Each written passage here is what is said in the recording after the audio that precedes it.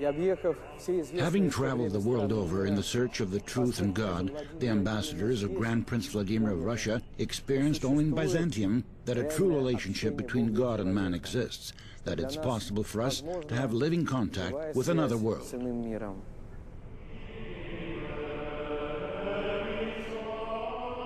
We did not know whether we were in heaven or on earth, said the ancestors of present-day Russians, astounded by their experience of divine liturgy in the empire's most important cathedral, the Hagia Sophia.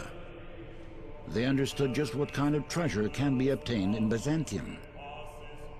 It was upon this treasure that our great forebears founded not banks, nor capital, nor even museums and pawn shops. They founded Rus, Russia, the spiritual successor of Byzantium.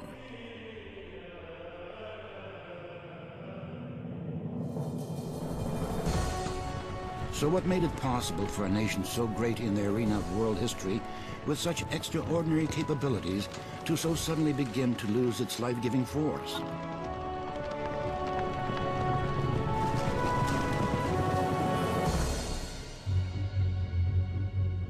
What is most interesting is that the problems Byzantium met during its period of decline, aggression from foreign nations, natural disasters, economic and political crises, were nothing new for this over 1,000-year-old government with its proven mechanism for getting out of the most difficult situations. After all, the empire had experienced all these things before and had overcome them. Yes, there were many envious enemies both east and west. There were earthquakes. There were plagues. But it was not these which crushed Byzantium. All of these problems could have been overcome if only the Byzantines had been able to overcome themselves.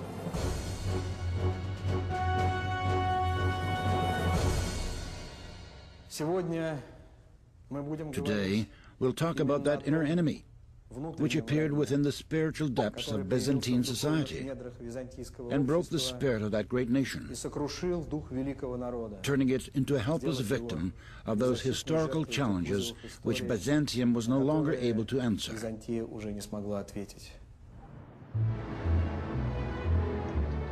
Nowadays, we generally assess a society's well-being according to its economy.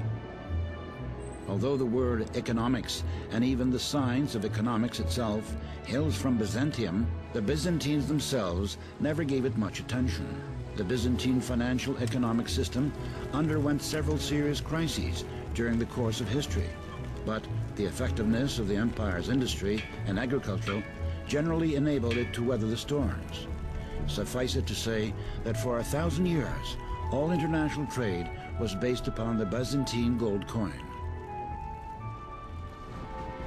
But Byzantium could not solve the problem of its government's loss of control over its own finances and the huge ungovernable process of capital flow towards the West, to developing Europe. And this is what finally destroyed its economy. The government dropped all levers of trade and industry, and in the end gave all its trade and industrial resources over to foreign entrepreneurs.